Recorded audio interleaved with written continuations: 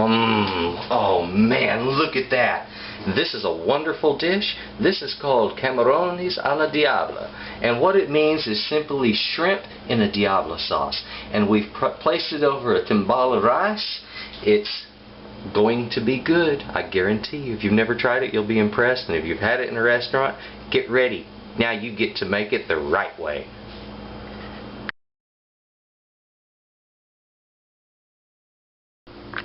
Hello, welcome back to Texas Cooking Today. Today we are going to be preparing a wonderful dish that's called Camarones a la Diabla. Now, Camarones a la Diabla is simply shrimp in a Diabla sauce. And what we're going to do is we're going to take these lovely prawns that we have here. I have 12. This particular recipe I'm going to make will end up making enough sauce that you can do double this number of prawns. You can do 24 prawns if you wish. So what also I'm going to be doing is a nice timbalo of rice to go with this, and that's just going to be my rice back here with some onion and carrot in it, and I'm going to prepare that in a special way that'll make it very tasty. And our sauce is going to be simple: guajillo chilies, chipotle chilies, a little bit of garlic, some cumin, lime juice, and chicken broth. Alright, now we're going to get into how to make this wonderful dish, so if you would, just pay attention and you're going to learn something wonderful to fix for dinner tonight. Today we are going to be talking about chilies. And we're also going to be making a chili sauce. The sauce that we're going to make is become very popular right now.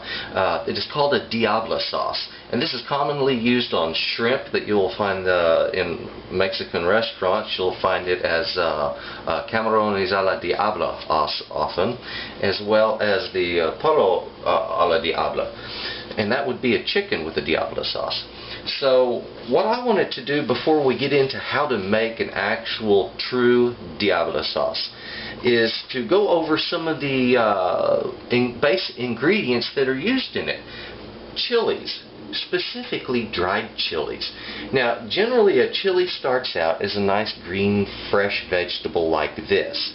But when you take one of these and just let it sit out and dry, it turns into a whole different creature altogether. This right here is called a poblano pepper. They're large, or poblano chili. They're large. They can be easily stuffed. This one is a little smaller in diameter than some, but these things are equally as big or sometimes larger than a bell pepper. This right here, I took some of these about 3 weeks ago and laid them out to dry. That's what this is right here. Now, these chilies have become somewhat leathery and soft. They do feel like leather. This is part of the way finished. So it goes from here to here, and once it's fully dried, it looks like this. And this is what we like to call ancho chilies. When you take a poblano and dry it, it becomes an ancho, okay? I don't know why they change names like that, but they do. I think it's just to distinguish the product. Now this little guy right here has become extremely popular in the United States. All this is just simply a jalapeno pepper that has been set out to dry and then smoked. And they call this chipotle, okay? And it makes a wonderful sauce. And what's different about it is in the fact that it is smoked. It imparts a smoky flavor while adding the heat of a jalapeno. So, and you know how hot a jalapeno is.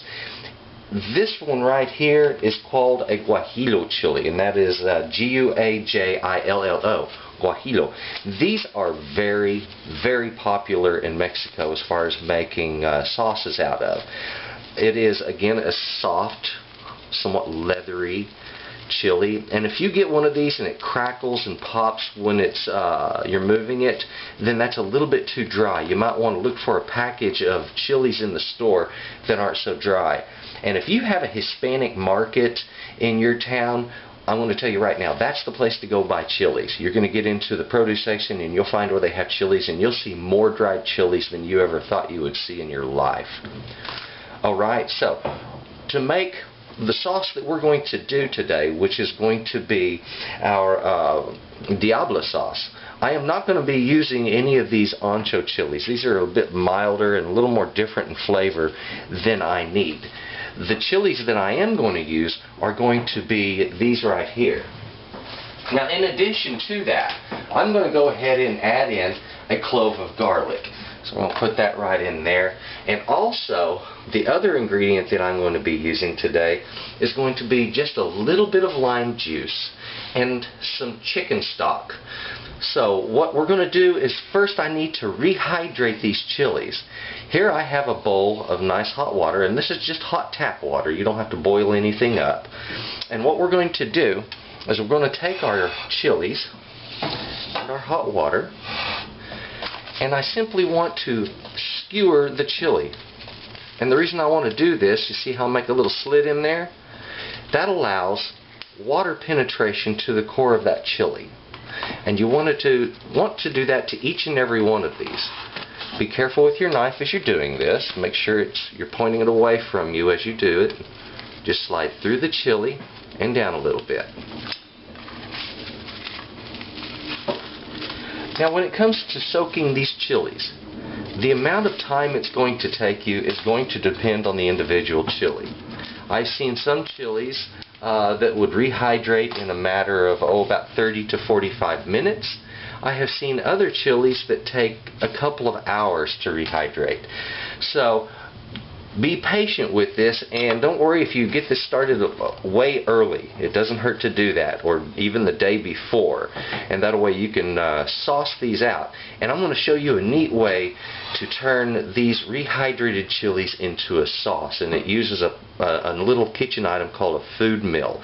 The other way is you'd have to open it up and just scrape the pulp off of the inside of the chili, and of course deseeding it at that point is a little more difficult too, and you'll see what I mean later as these are rehydrated.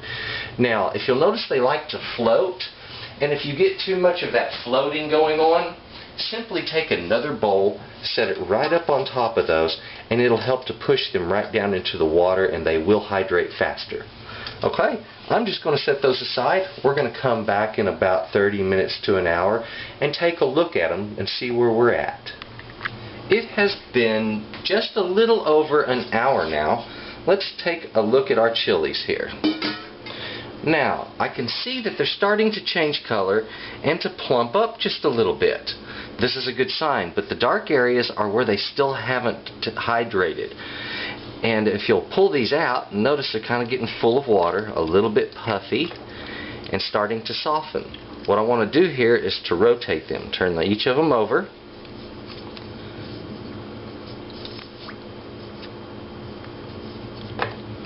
Sometimes they will fight you in this. They'll try to turn themselves back to where they were originally.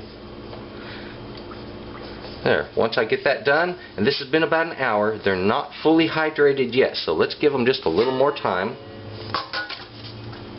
There we go. It's time for us to get our prawns prepared for this wonderful dish. Now, the ones that I have here have already been beheaded, although this is an uncooked shrimp. These are large size. They are not quite the jumbos. Now, if you'll notice, shrimp have their little legs down below here, and this still has the shell on. To remove that shell, you can simply pinch the back side of it, and it will pull right off. However, when you do that, you're wise to pull these feet off first, okay? Now, sometimes you can leave that tail on or remove it. It just depends on the chef. Some of them like to leave that for presentation and to keep that little tail meat from drying out. But from what I've noticed, and I'm pretty good at getting shrimp out of the shell in a restaurant, from what I've noticed, when they leave that on there and you try to take your prawn and eat it and pull that off, it's very difficult. So most people just cut it off and you end up losing that meat anyway. So in this case, I'm going to go ahead and we're going to try to remove the majority of those. Now, let's do that again. Let's just pull off those feet from the bottom. And take that shell, and you can also pinch it from the bottom and pull it off that way too. See there? There we are. Now, very gently, you grab the very outside here. This doesn't always work, but many times you can go ahead and get that full tail meat intact just by doing that. Okay? Now when I'm finished doing this, I'm also going to give these prawns a rinse, and that's just to make sure that I didn't miss any of that shell. There we go. Removed. Grab that tail. Now I think a lot of times in restaurants the reason they leave that on is because it is so much quicker just to go ahead and pull the shell off and leave the tail. And I think that's just one of those restaurant things where they're being a little bit on the lazy side maybe. But like I say, I think a few of the chefs do it for presentation. Now there I lost those little tail ends. And don't worry if you do. It's no real loss to this dish. There we go. Sometimes you'll get a stubborn one just like this. Wanted to hang on there. Don't worry about that. Now these have already been deveined, meaning they have been cut along the back and someone pulled out that vein, but sometimes there's a little bit left over, and our washing will take care of that. If the vein is still in there, all you really have to do is from this end grab it and pull, and the whole thing will slide right out of your shrimp. Okay?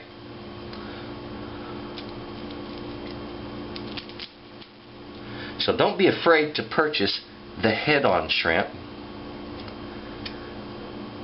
because it really isn't that hard to process these. Do not be intimidated by them, okay?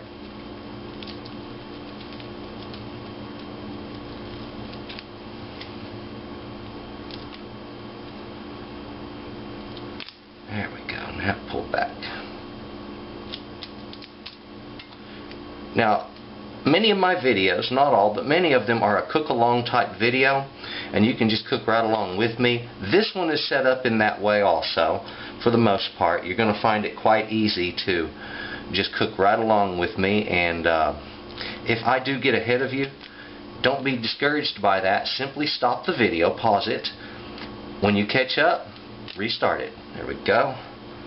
Sometimes they take a little more time to get that top meat, but I think it makes a better presentation, so I like to fight to keep it on there.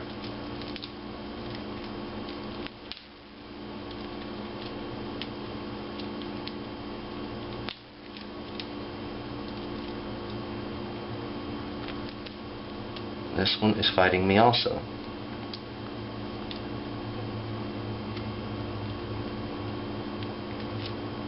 There we go.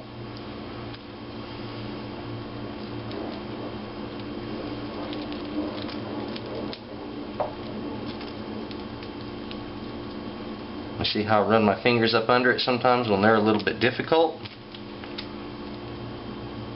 All this does is take a little bit of patience. Whoops, missed that end tail meat.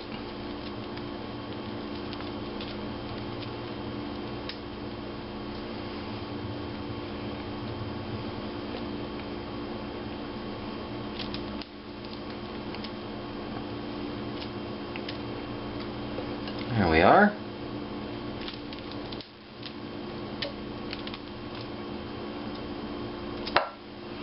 Now, I have done that. All I have to do now is give these a simple wash before moving on to my next step. I personally find it quite handy to handle shrimp in a colander when I'm doing this. So if you would just transfer your shrimp to a colander, turn some cold water on, and one at a time go through, rinse those prawns, make sure they're clean and that they don't have any of the shell left.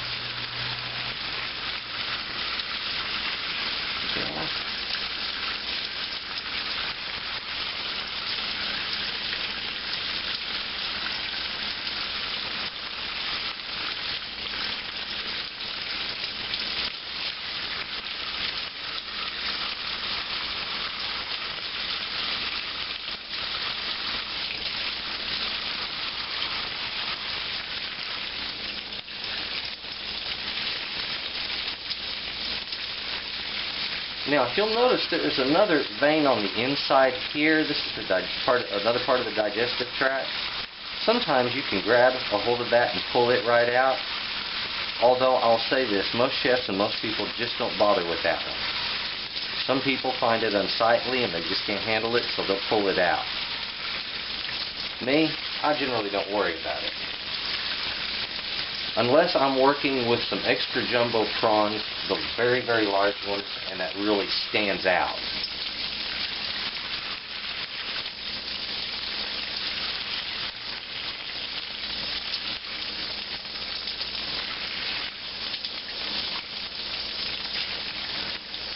Well, it looks like I've got my prawns ready to go in the Diabla sauce. Okay, let's take a moment and prepare our vegetables for our rice dish. I'll set my rice aside. Let's set these onions aside. Now, the carrot, I don't want to keep the exterior of this. I'm just going to go ahead and remove it. And you can use these nice little vegetable peelers. I recommend them. They are quick, they're easy, and trouble-free. It allows you to get right on to the next task quickly. Now, some people like to put peas in the rice. Some people like to put some tomatoes in the rice. And if you wish to do either of those or both of them, that's fine. I think you should. Just go ahead and experiment with that as you wish. Also, some good spices that will go in that are, try just a little bit, and I mean just a tiny pinch of turmeric. Also, use some cumin. Would be very, very tasty in it. So, very interesting variations on the rice for dish. Now, once I've got the carrot cut down in such a way, I need to make this easier to work with. And what I'm going to do is very gently, with a very sharp knife, I'm going to cut one side off. And that way I have a flat side I can lay down and make this easier to work without it rolling around on me. Alright? If you notice, when I put my fingers on anything to hold it, I'm curling them under and I'm keeping my thumb behind my fingers, okay? This makes it a little bit safer, and the reason is there's nothing for me to cut. It's just the blade rubbing against the side of my fingers. And if you'll take your blade and cock it out just slightly as you make your cuts, that will help you to be just a little bit safer yet. Now, if you'll notice, I'm cutting rather thin slices on this. And once I get it kind of flat, I'm going to lay it down and make this easier for myself. If you'll notice, I push forward just slightly with a rocking motion. Don't press down with your knife so much as you are sliding it forward. Proper cutting technique really makes a difference. Now, turn that over.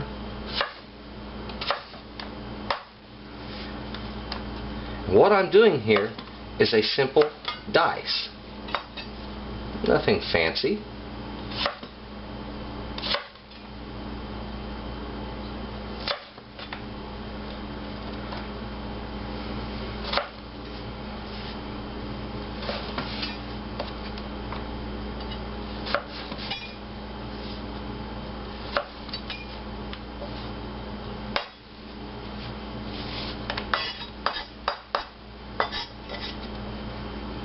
Now, again, curl those fingers back. And if this is too much for you to work, separate it into 2 batches. Don't be afraid to do that. It's not going to hurt anything, alright? Now,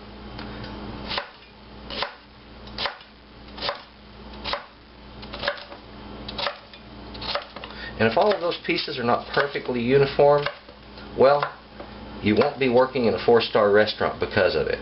However, if this is just for home cooking, don't worry too much about it. I mean, you want to get it right, but you don't have to just drive yourself insane making sure every single piece of carrot is identical to the next one. There we are. Now, that right there is about all I need in the way of carrots for this dish. And that looks to me to be just a little over a half a cupful. In fact, let's just take a half a cup measure. Let's find out how close we are there.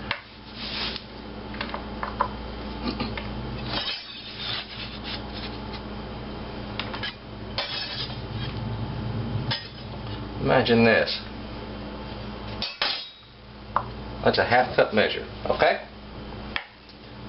Now, let's go with our onions. Now, to start working our onion, I need to remove the ends on this. Holding it gently and firmly, Slice carefully. Remember, don't push down, push forward with your knife, okay? Just like this. There we go. Now I need to remove this outer layer because it's not going to cook up right. Reach in there. And if you'll notice, I'm peeling out a lot of meat right here. And I'm about to show you why I did that. Once you get to certain parts, it turns thin and papery, and this part wouldn't cook up well the way that will. The meat underneath is good onion. That's the part we're going to use. Now, do I want to slice this way where this can rock around? Or do I want to lay it flat and do it in half? Look at that, so much easier. And now I have a flat side to lay this on. I can cut lengthwise like this. Watch what I do. I put a finger on the other side and slide the knife back on the board. Other side and back. Then cross cut. Turn those around. You want to be safe about it. This way, if your knife slides, it slides away from you rather than towards you. Isn't that nice?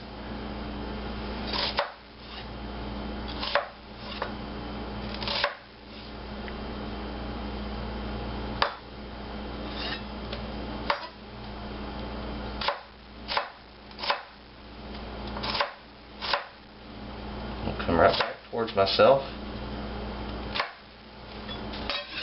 Okay, I have just a little more than a half a cup of onion there.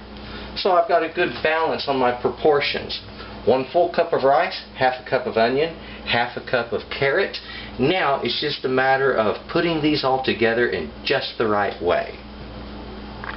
Now it is time for us to start working on our rice. I turned my front burner onto high. And I already have in this pan just a couple of tablespoons of peanut oil is what I'm using this time. You can use vegetable oil. Now if this was Mexico, if they were actually doing this in Mexico, they might use like a combination of oil and lard.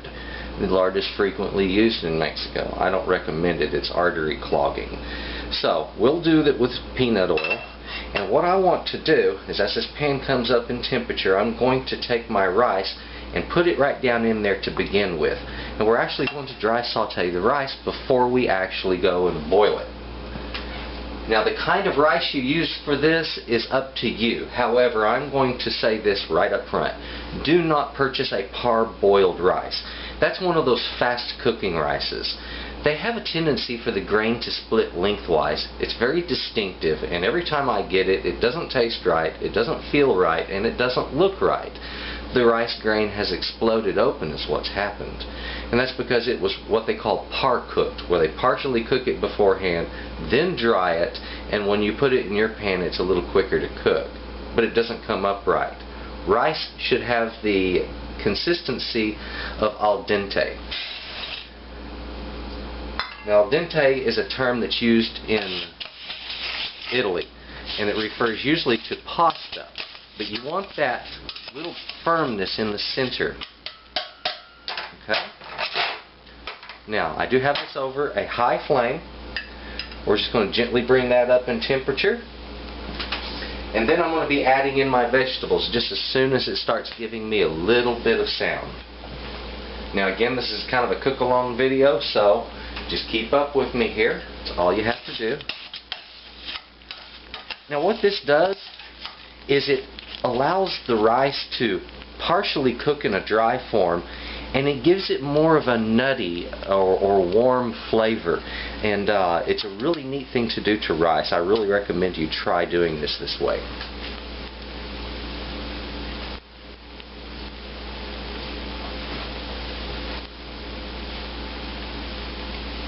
Now I'm just beginning to hear a light sizzle.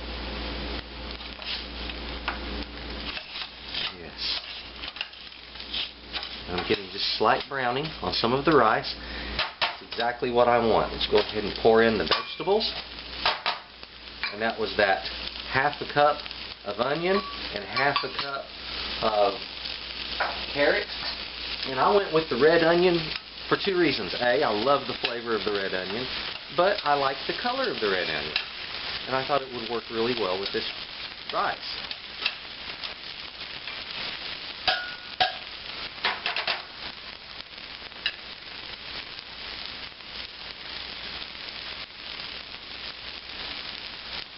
It's already starting to look good, isn't it?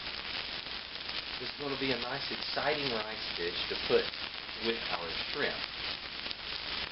We're going to have the finest Camarones a la Diabla that you've ever seen.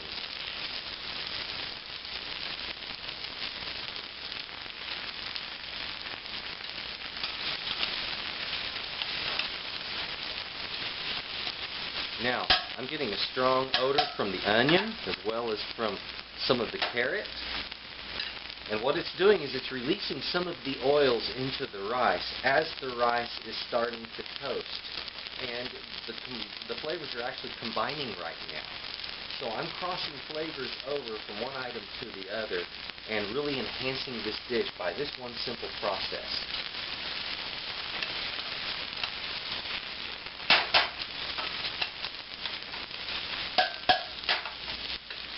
Okay, let's go ahead and add my stock. Now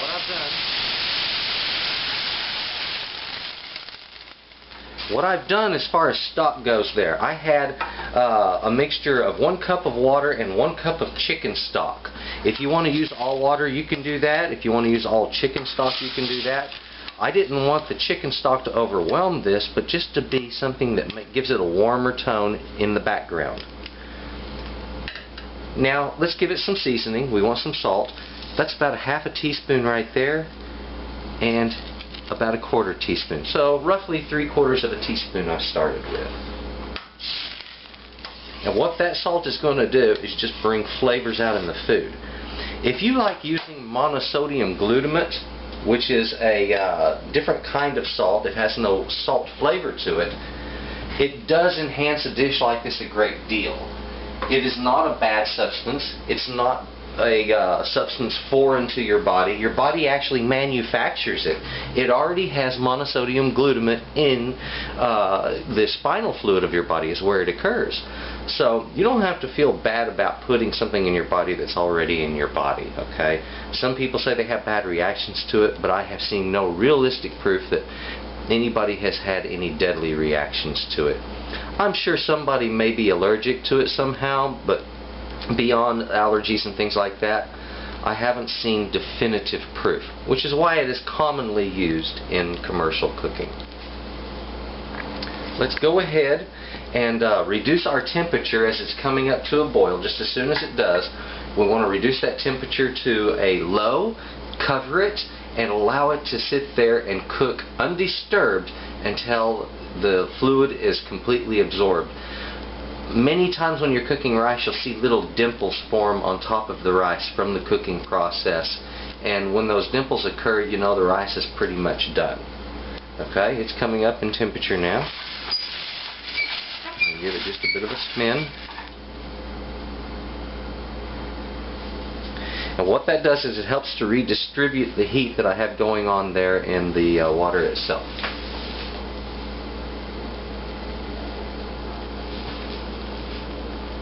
Good, we have a nice boil starting.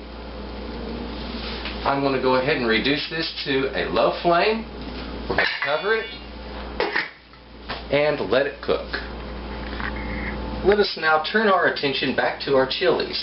They have finished hydrating. They have come up to where they need to be for me to process them. Now I'm going to process these in a French food mill.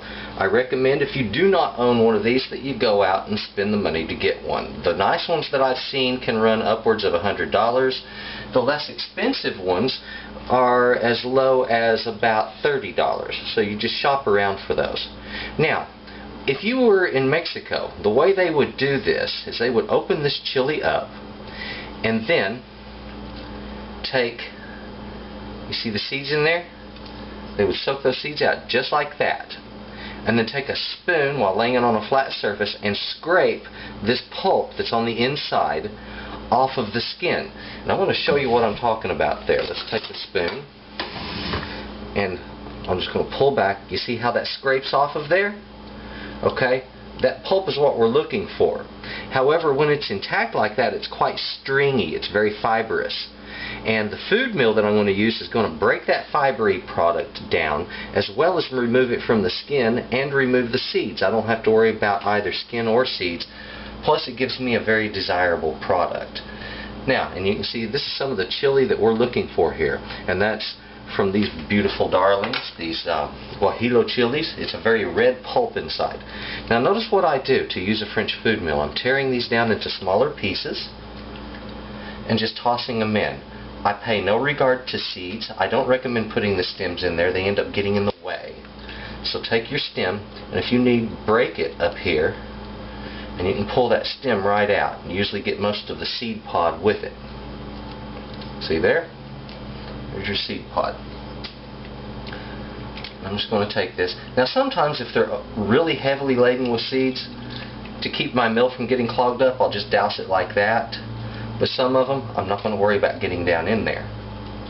Now what I want to do, you saw the amount of chilies we started with there. You start with 4 to 5 of these guajillo chilies, and what I'm going to do is take about half of them and start with that. There we are. Because that mill can only process so much at a time.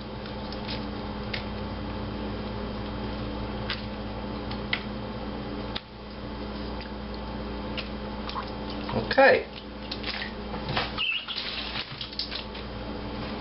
Now I'll move my other chilies aside here for a moment. A French food mill is a very simple item. It has a grate on the bottom of it, and it looks like a sieve.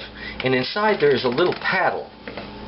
And the paddle is open on one end and pressed down on the other. There's a spring under here that presses down, so that as you turn it, these items that you put in the bowl here get caught under that paddle, and it starts forcing the softer item through the sieve at the base. Now this is an item that has been around for a long time. If you're thinking, oh, I don't want to do all that extra work, believe me, it's not a lot of extra work. This actually saves you a lot of work.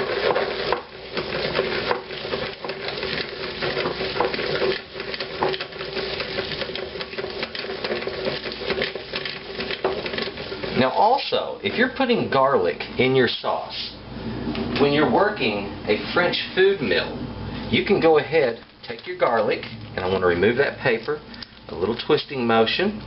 There we go. Now I want to take the scab on the end of the garlic there, and we're just going to simply remove that little guy.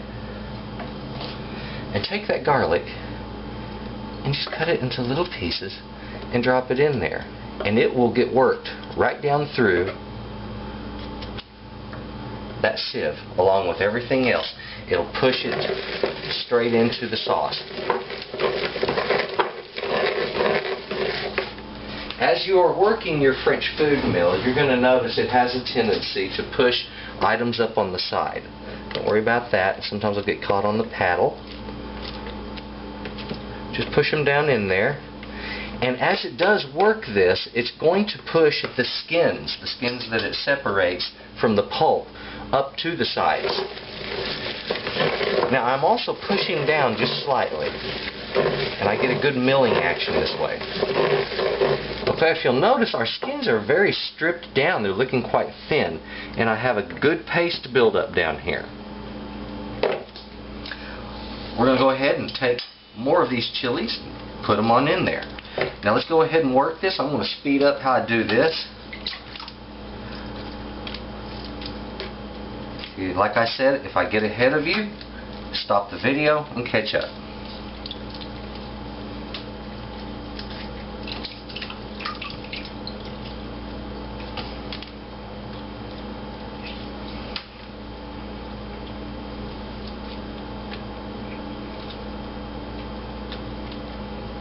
Now let's go ahead and get these chipotle chilies in there.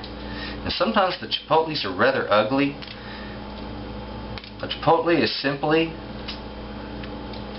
a jalapeno that's been dried and then smoked. The smoky flavor is incredible in this sauce. It really lends to it well.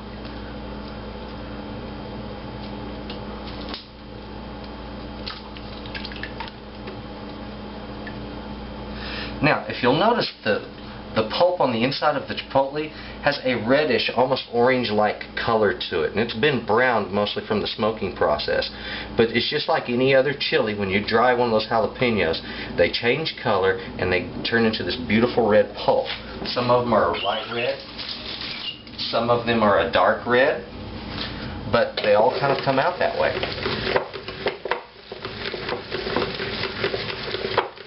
One thing's for sure, do not be afraid to work with dried chilies. Once you've done it, it's no longer intimidating.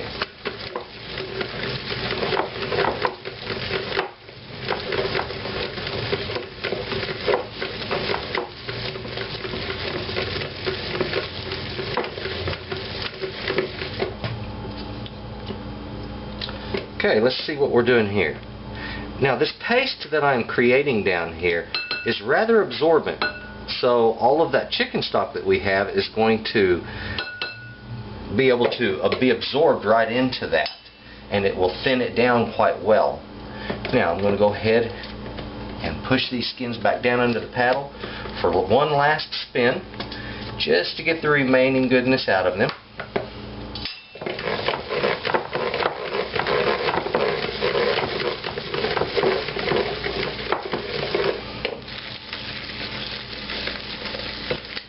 Process.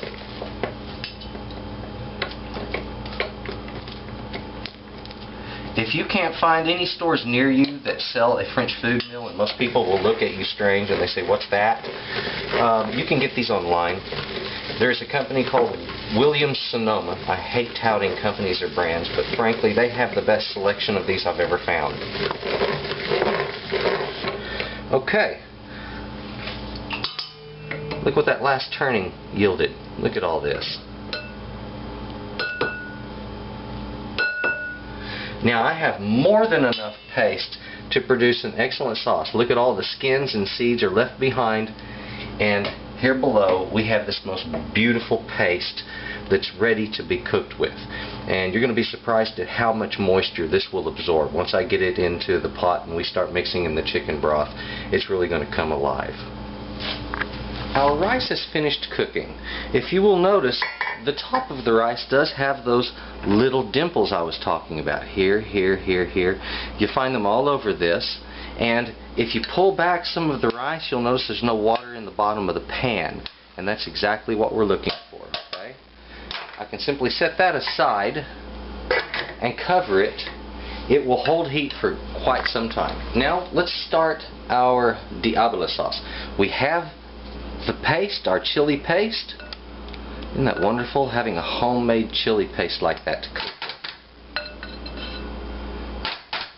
A lot of the recipes that I've seen, I've kind of gotten a good laugh at. A lot of them contain tomato, and I'm thinking, what does tomato have to do with the chili sauce? Well, I think a lot of people just use the tomato as a foundation to build a sauce on. And in this case, it's quite unnecessary. This doesn't look like much sauce, but believe me, once we start adding a few other items, like I'm going to put in some of that lime juice, a pinch of salt, that's about 1/4 to 1/2 teaspoon, do not use much, and then some of our chicken stock. I'm going to pour that down in there.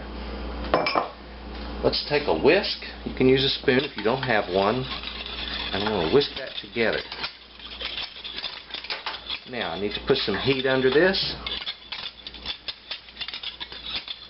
We're going to start it on a high flame only to bring it up in temperature. Remember I told you that that sauce would really take on moisture? Look in the bottom how it's still sticking, but it's taking in that moisture. And it's thickening. So, like I mentioned, this actually, that tiny bit of paste from those few chilies makes a great deal of sauce. And you certainly do not want to use that straight up, because that paste by itself, while it might be good to add to other things, just directly on a piece of food it's going to be way too strong, okay?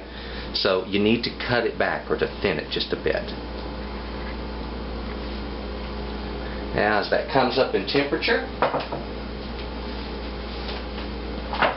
now sometimes behind the scene, when I'm waiting for this to happen, I'm waiting for something to come to a boil, I'll move things or clean things or whatever, and that way you keep your kitchen organized. Now I'm going to go ahead and put just a little bit of this cumin down in there.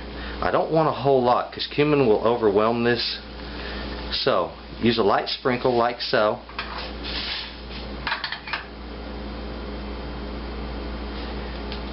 Now that wonderful little seed in there is going to give this a nice warm flavor besides the woody warm flavor that the chipotle gives. So we're kind of stacking flavors.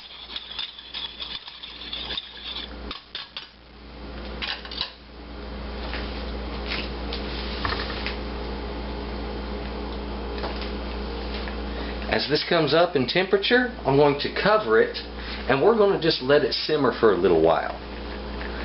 Now chilies are very, very resistant to heat. However, once they've been through the drying process and then reconstituted and processed the way that we've done them here, they get a little more temperamental. And if you cook this too long or at too high of a heat, then it's going to start losing some of its flavor.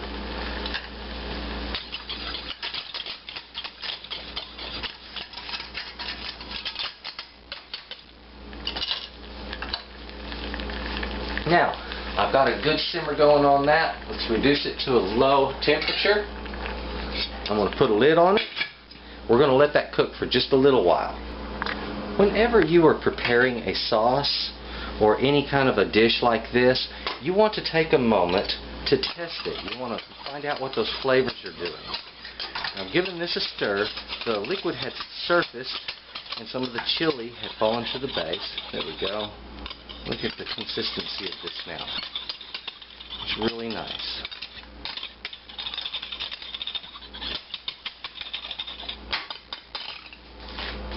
I want to find out what my flavors are doing. So, take your spoon, stick it in there, get just a little bit of it, and taste that. And then find out what the flavor profile is.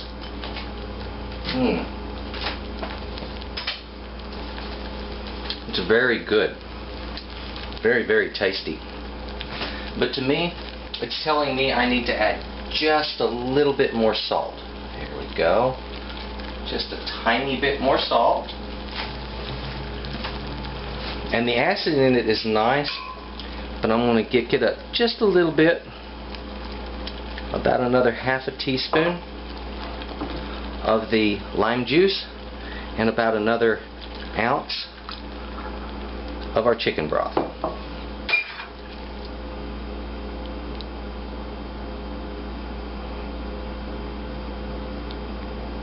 That had been simmering for approximately 10 minutes. There we go. We're going to give it about another 5 to 10 minutes. Our sauce has had about another 10 minutes to simmer. We'll go ahead and pull the lid off of this.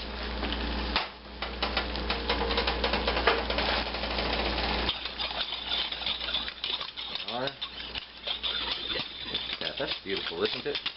Now it's time for us to cook our prawns, but before I do that, what are we going to do? We're going to make sure that sauce is exactly right. So again, take you a test spoon, put it in there. You don't have to have a lot of this, just enough of it to put on your tongue and taste. Okay? Let me give it a try here. Oh no, that's a very good Diabla sauce.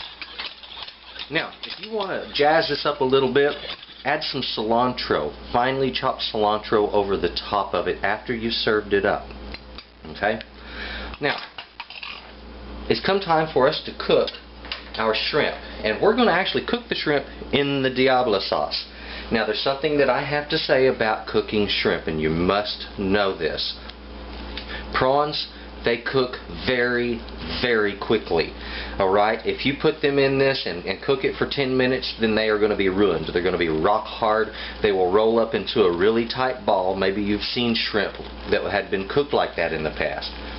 Well, shrimp should curl just a little bit when it's cooked, but it shouldn't roll up really tight. Okay, and if it does, then it's overcooked and chewy. Now, shrimp only takes a few minutes in the cooking. I want to dump these right in here and give them a bit of a stir. And if you'll notice, I'm using tongs and not a spoon. If you want to use a slotted spoon, you may. But I find that doing things like this work really well with these tongs. Now, I need to keep a very close eye on the time. This is measured in a matter of just a few minutes. Prawns do not take but, about... And I turned up my heat a little bit, just to a medium. Only to get that simmer back. It'll come up quickly. Prawns absorb heat very quickly.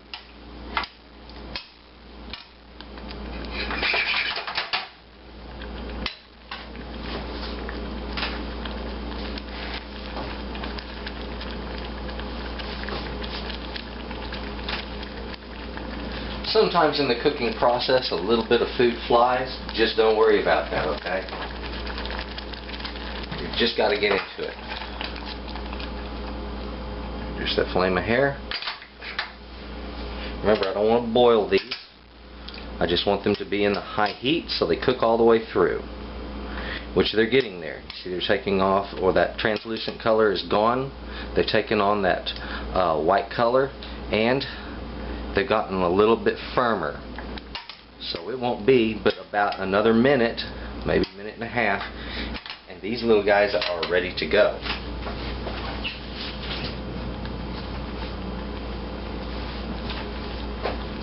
Now, how long should these take? Well, you've been timing it. They should honestly take in the neighborhood of about 3 to 4 minutes to cook, depending on the prawns that you have. And remember, the difference between being fully cooked, undercooked, and overcooked when it comes to shrimp isn't measured in minutes. It's measured in seconds. Okay? If you don't stand there and attend it and watch it and know exactly what's going on with it, you're going to end up with a bunch of hard prawns. And if you're feeding someone else, I feel sorry for them because they're not going to enjoy it. And I'm sure you won't enjoy it nearly as much as well. Alright. Been about 3 minutes now. I want to go ahead and pull these prawns out. Let's stop that cooking process. They're going to cook just a little more in this bowl where I'm putting them, but it won't be substantial. Now, I have my prawns ready to plate up. Okay, they've curled a bit, but they're not real tight. Okay, let's turn our attention to our plating. Now, if you are interested in moving into the advanced cooking, which is where this video has been placed, you need to understand something. If you're going to get into advanced and more intensive culinary art, then it is not just about cooking, it's also about the plating. It's about the presentation. You have to be an artist about this. Let me go ahead and remove our lid for the rice. I have my spoon here. We're going to stir the rice, combine all those ingredients well. Now, I used a low starch rice here, and I'm hoping I can get it to hold the shape. If you notice, it's very loose and it doesn't like to hold shape well. But I'm hoping if I pack it properly that I can get it to hold a nice shape to put our shrimp on. I have a little dish here. You can use something like this or a ramekin.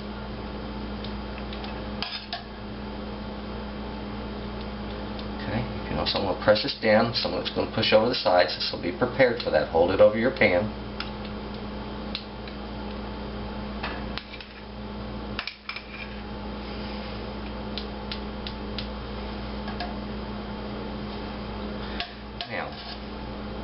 Put a little more on top. I want to heat this just slightly.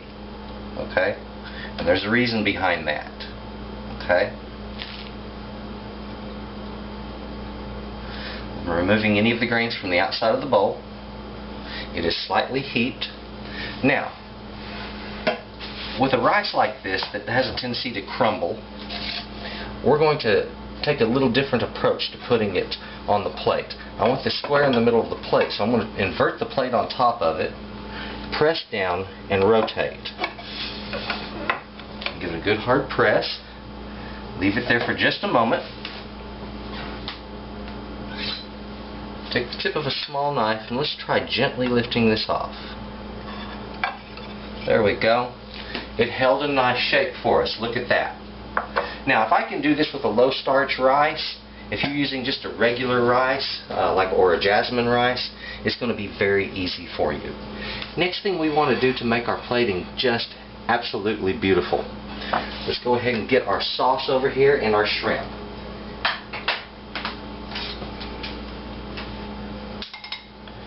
Now, what I want to do is to take my shrimp, one at a time, just work them around the side. If I had some tall, fat prawns, I'd probably stand them up with the tail arching over it.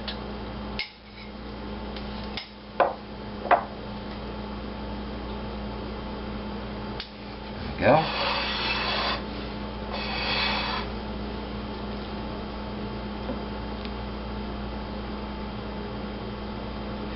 And as they're eating and they start breaking down that rice and they see the beautiful colors up inside of it, and they get the combination of flavors that we have in there, oh, folks are going to be so happy with your food.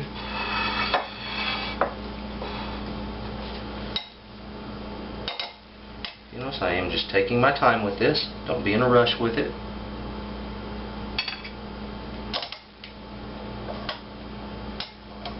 And don't worry about the sauce part. We're going to have more sauce coming up on this. Good sized prawn.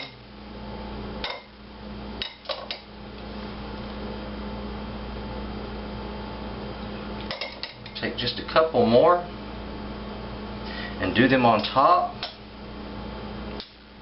I'm going to try get a hold of this just the right way. I'm going to try to get just a yin and yang effect. There we go.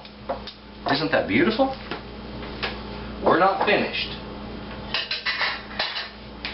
Let's take that sauce and our whisk. We want to re-whisk it to get the firm part that might have settled on bottom worked up to our sauce. There we go. And look how thick this came out and how it's sticking to the bottom of the pan. It's going to stick to your shrimp the same way. I have a spoon set aside just for this. Very gently, we want to top each of our shrimp, each of those camarones. And if you will rotate the plate and put the sauce on each one from the same angle, it'll give you a consistent plating.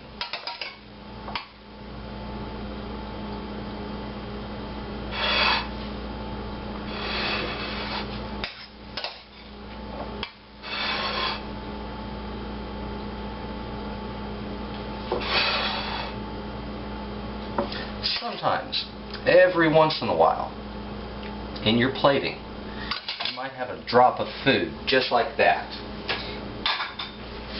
If that were to hit a table in a nice restaurant like that, somebody would be upset because they were thinking the chef was being sloppy. So let's go ahead and remove that.